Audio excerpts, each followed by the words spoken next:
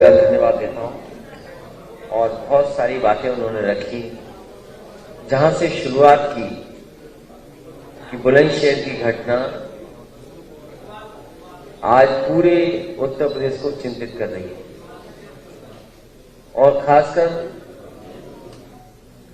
बेटियां बहन ये सोच रही कि लगातार सरकार ने यह कहा कि कोई भी बेटी अगर 12 बजे भी घूमना चाहेगी तो कहीं उसके साथ कोई घटना नहीं होगी।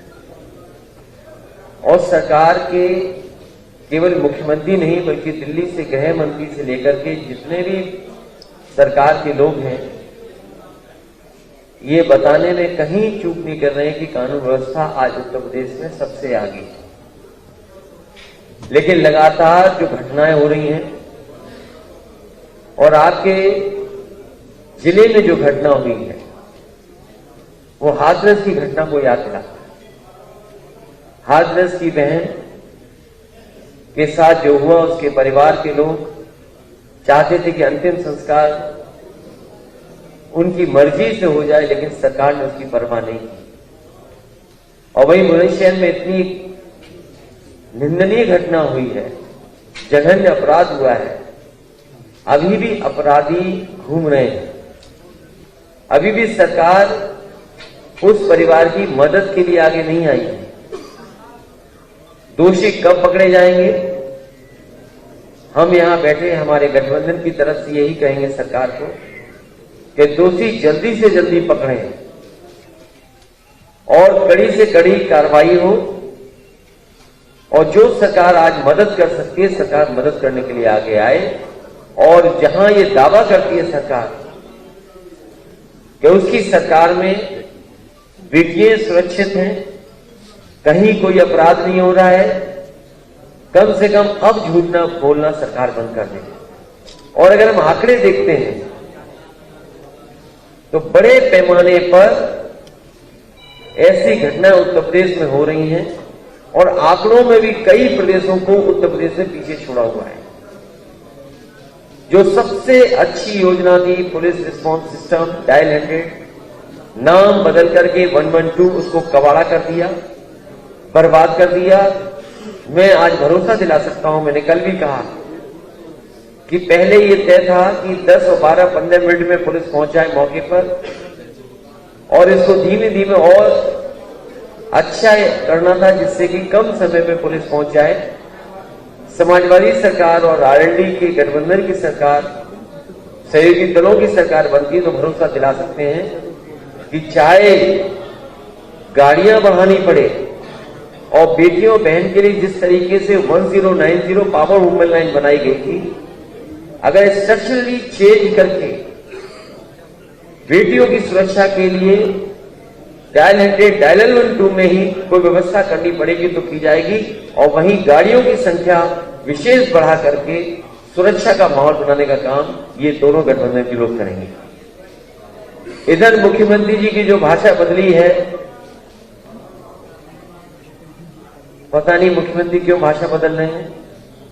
और मुझे लगता है कि जो हवा चल रही है पहले चरण में यहां के लोगों ने ऐसी हवा चलाई है कि भारतीय जनता पार्टी और खासकर मुख्यमंत्री जी उनको समझ में नहीं आ रहा कि क्या कहा जाए। और वो जहर वाले बजट थे क्या? और सुना है कि डायमंड सस्ता हो जाएगा। तो देखो गरीबों का कितना ख्याल रखा है। भारतीय जनता पार्टी कहती है इस बजट के बाद डायमंड सस्ता हो जाएगा। तो सोचो गरीब का कितना ख्याल रखा गया। और जूते चप्पल सस्ते होने जा रहे हैं। ये देखो सरकार कितना ख्याल रख रही है। अपनी गलत नीतियों के कारण बड़े बड़े कारखाने बेच करके, बड़े बड़े उद्योग बेच करके, कोविड के समय न मदद कर करके सभी उद्योग कारखानों को चौपट कर दिया। तो लोग और नौजवानों के खासकर जूते चप्पल ही तो घिस रहे हैं अपने भाग्य को बनाने के लिए। ये सरकार किसानों की सरकार नहीं है। जहां आय दोगुनी की बात की, आज कमाई आधी हो गई है और लगातार सरकार ने महंगाई बढ़ाई है। डीजल पेट्रोल की कीमत कहां पहुंच गई? और किसान को जब सबसे ज्यादा जरूरत खाद की थी तो खाद नहीं दे पाई, किसी फसल की कीमत नहीं दे पाई सरकार। इसलिए मैं कहना चाहता हूं कि आज वही 3 तारीख है, एक 3 तारीख ऐसी भी थी जिस दिन जीप से कुचल दिए गए थे, किसान कुचल दिए गए थे, और अभी भी किसान भूले नहीं है वो।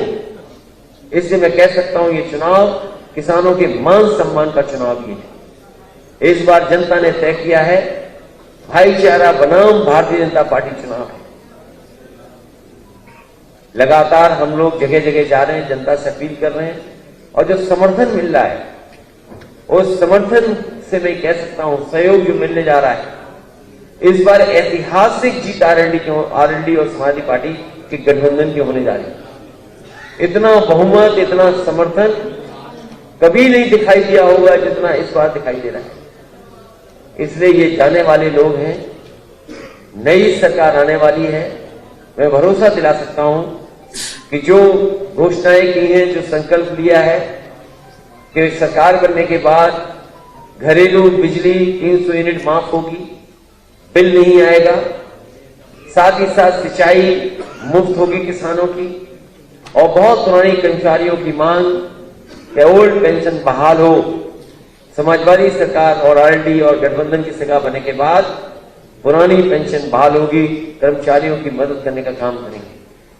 जिस तरीके से समाजवादियों ने जो काम किए आज भी दिखाई दे रहे हैं। अगर सड़कों पे एम्बुलेंस है, कोविड में अगर किसी ने मदद की तो उस समय एम्बुलेंस सबसे आगे आई थी। जो उसके ड्राइवर थे उसको भी अपमानित करने का काम इस सरकार ने किया। जो 100 नंबर 112 हो गई है वो भी समाजवादी सरकार की देन है, जो सड़कों पे दिखाई दे रही है। कोविड के समय पर जिन परिवारों में भी लैपटॉप पहुंचा होगा वो आज भी चल रहा होगा, आज भी खराब नहीं हुआ होगा। लेकिन ये सरकार जो दावा करती है कि लैपटॉप देंगे, पता नहीं बुलंदशहर में कितने बाबा योगी जी ने लैपटॉप भिजवाए होंगे, कितने स्मार्टफोन दिए होंगे, जब योगी जी खुद ही स्मार्टफोन नहीं चला पाते, किसी और से ट्वीट लिखवाते हैं, किसी और से पढ़वाते हैं। तो आपको हमको लगातार 4.5-5 साल टैबलेट देते रहे, पता नहीं कौन सी टैबलेट हमें और आपको देते रहे। इसलिए ये सरकार जाने वाली है। समाजवादियों ने जो जो अपने घोषणा पत्रों में लिखा था पहले, वो भी पूरा करके दिखाया था। कम से कम समाजवादी पार्टी का ये जनता में भरोसा है कि अगर समाजवादी पार्टी जो बात कहती है वो करके जमीन पर दिखाती है।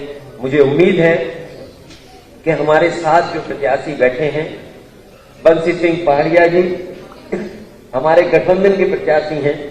हम जब सरकार में थे तो ये भी विधायक थे, ये विधायक बनेंगे और सरकार दोबारा बनेगी। साथ ही साथ हरीश लोधी जी हैं, मैं इनके समर्थन में भी आपके माध्यम से अपील करता हूं कि इनको जिताने का काम करें।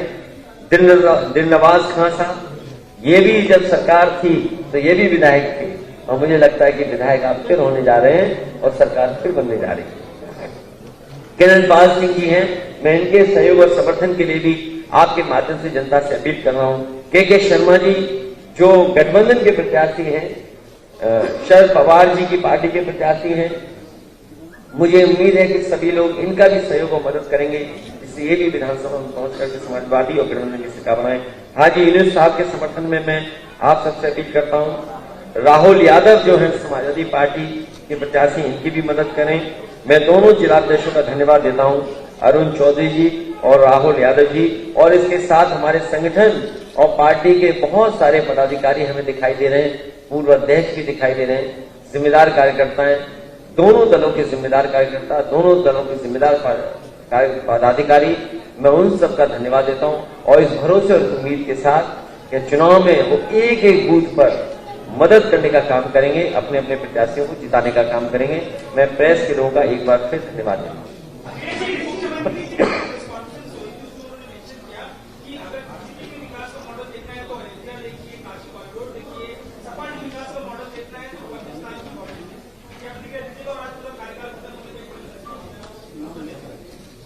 देखिए, जहां मुख्यमंत्री जी रहते हैं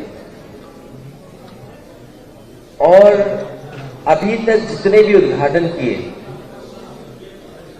और मुख्यमंत्री जी इतने समझदार हैं कि बड़ी बड़ी योजनाओं परियोजनाओं के लिए वो दिल्ली से कैंची मंगाते तो खुद फीता लेकर के खड़े हो जाते। इस सरकार का, मौजूद सरकार का सबसे बड़ा प्रोजेक्ट अगर सरकार के बजट का हम माने तो वो पूर्वांचल एक्सप्रेसवे है। समाजवादियों का विजन नहीं होता तो शायद ऐसा एक्सप्रेसवे उत्तर प्रदेश को नहीं मिलता। मैं राइडिंग क्वालिटी देख करके आ रहा हूं, पेरिफेरल रोड की भी और एनएचआई की बनी हुई सड़क का। आप उन एक्सप्रेसवे पर चलें और 120 की रफ्तार से चलें, हाथ में कप ले लें, चाय पीते हुए चले जाएंगे। लेकिन अगर आप यहाँ के जो बने हुए भारतीय जनता पार्टी के सड़कें हैं, इनकी राइडिंग क्वालिटी ऐसी है कि अगर आप 40 से ऊपर 60 गए नहीं कि आपका पेट दर्द और कमर दर्द हो जाएगा। दो लड़के लखनऊ का लड़का एक दिल्ली का लड़का, जिसका लिफाफा नया है, माल पुराना पड़ा हुआ है। ये क्या बोला उन्होंने? लिफाफा नया है, माल पुराना और पड़ा हुआ है। दो लड़के, एक लखनऊ का एक दिल्ली का, माल पुराना है, माल पुराना बताया, लिफाफा नया बताया। साल होगा 14 और 17 में भी लोग आए थे,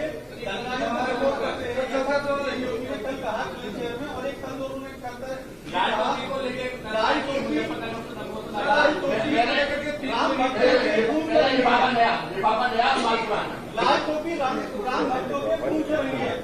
देखिए, मुख्यमंत्री जी कुछ भी कह सकते हैं, जिनको भारतीय जनता पार्टी ने पैदल मैं पार्टी गए थे, दोनों पार्टी के संगठन के लोग हुए हैं और जरूरत पड़ने पे परिवार की दोनों संगठन के लोग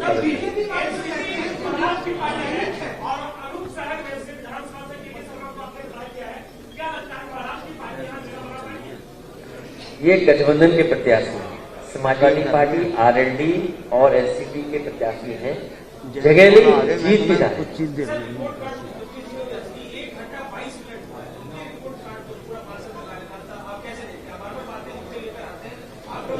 आप ही बताइए, 1 घंटा 22 मिनट अगर कोई बोला है तो क्या उन्होंने अपना संकल्प पत्र पढ़ा होगा?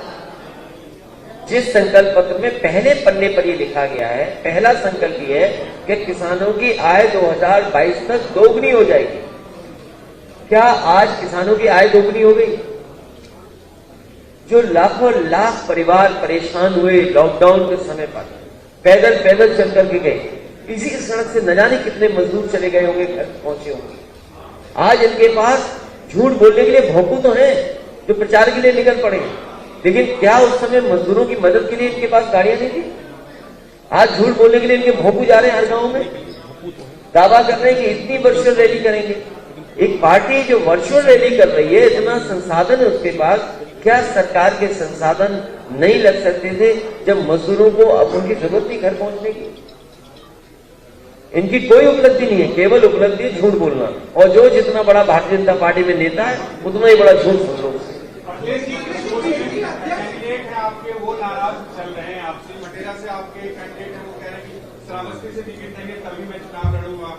एक आबिद राजा है, वो कह रहे कि नई सपा मुस्लिम सपा, नई सपा मुस्लिम सपा। एक के बारे में तो मैं कह सकता हूँ, थोड़ा दूर भेज दिया उन्हें।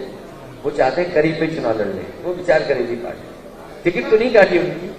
सर, आपकी पार्टी को योगी जी तमंचावादी पार्टी कहती है और साथ ही ये कहती है अलीगढ़ में हम डिफेंस कॉरिडोर बना रहे हैं और वहां का जब तोप का गोला छूटेगा तो सीधा पाकिस्तान में बर्बादी करेगा और हिंदुस्तान में उसमें खुशहाली आएगी। तो कैसे खुशहाली आएगी?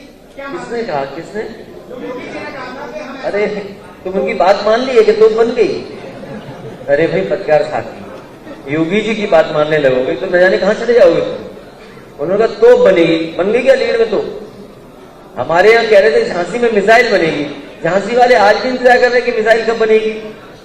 जमीन ले ली, बाउंड्री जमीन नहीं ली गई, बाउंड्री तक नहीं बनी, और आप इनकी बातों का भरोसा मान रहे हो। अरे इनसे कहो कि भाई पुल हटा दो सड़क से। मिसाल के तौर पे बन गई और वहां तोप का गोला छूट गया, तो खुशहाली कैसे इंडिया में आएगी ये बताइए, उनका क्या फार्मूला है? तुम क्यों उनकी बातों को मान रहे हो? आप इनकी बातों को मत मानिए। सरकार बनने जा रही है कि किसी का सहयोग लेना होगा। अरे गठबंधनी तो सहयोग है एक दूसरे का, नहीं इसके अलावा जरूरत नहीं पड़ती।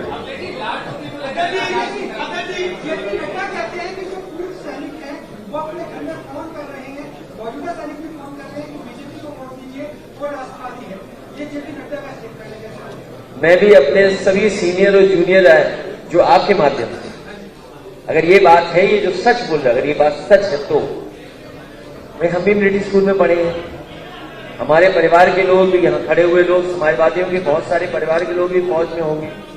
और इसी जिले में, अच्छा हुआ आपने सवाल पूछ लिया, इसी जिले में एक को वो योगेंद्र यादव,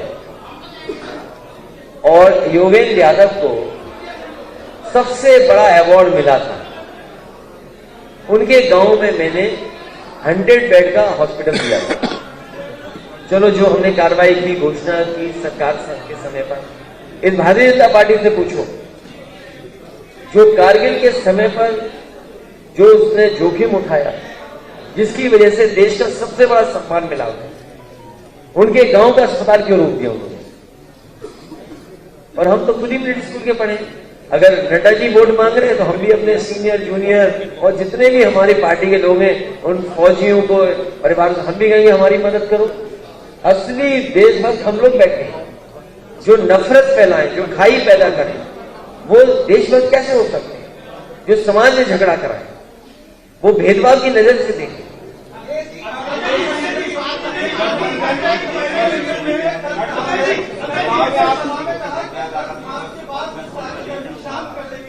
तो वो कोई कंप्रेसर है क्या? जैसे आप फ्रिज है घर में, कंप्रेसर खराब हो जाए तो गर्म हो जाएगा, कोई मतलब नहीं। तो क्या ठंडी कंप्रेसर है?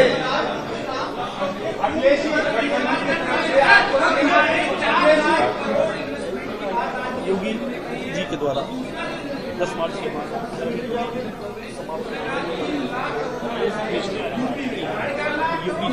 देखिए, ये तीन आना का झूठ या 2 आने का झूठ कहावत है। ये तो 3 लाख करोड़ का झूठ बोल दिया। उत्तर प्रदेश में जो MOU साइन हुए थे, वो कहीं इन्वेस्टमेंट नहीं आया। अगर बुलंदशहर में कोई बड़ा कारखाना लगा हो तो बताओ। हाँ जी, हमारे जहां से मैं आ रहा हूं कहीं कारखाना नहीं। और कोई इन्वेस्टमेंट हुआ तो बताए ना सरकार, कहां इन्वेस्टमेंट हुआ? 1 डिस्ट्रिक्ट 1 प्रोडक्ट में कितना बजट आया होगा बुलंदशहर में? अगर हो सकता है खुर्जा के लिए कुछ पैसा आया हो, लेकिन सरकार बताए कि 1 डिस्ट्रिक्ट 1 प्रोडक्ट में कितना बजट दिया था आपने? MSME वाले रो रहे हैं, परेशान हो गए। कोविड के समय MSME बर्बाद हो गई इंडस्ट्री।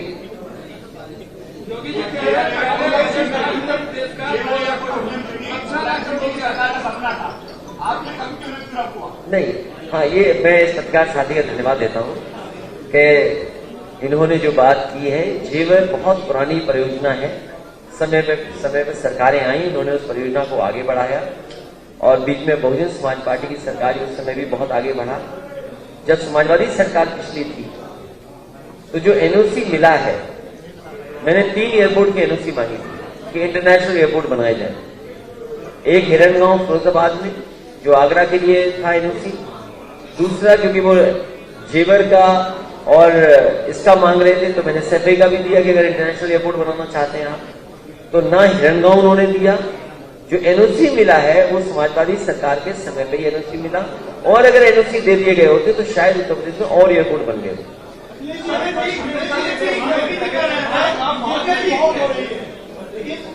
पिछली बार जब आप चुनाव लड़े थे तो बुआ जी साथ मैंने खुद, इस बार वो अब चुनाव सरकार से आई है, आप लोग पहले से कर रहे हैं, तो क्या उनका समीकरण का कुछ असर हो रहा है? खासतौर पर मैंने तो कहा है कि समाजवादियों के साथ अम्बेडकरवादी भी साथ आए, क्योंकि संविधान बचाना है, लोकतंत्र बचाना है।